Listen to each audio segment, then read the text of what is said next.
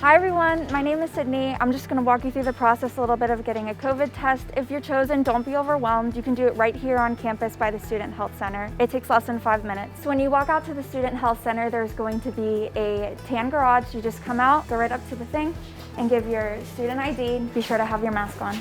So here's your testing kit. I'm going to go ahead and have you take the swab out and the vial. Okay, then you can go ahead and open the swab and just get it started. Okay, and just lay that on the table. Then we're going to go ahead and start swabbing. Just like in the video, you'll start on the one side of your upper gums.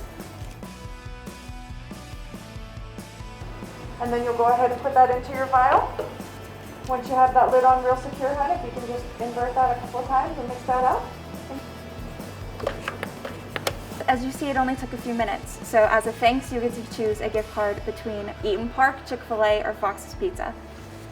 Just wanted to thank you guys for keeping our campus safe. Go Colonials!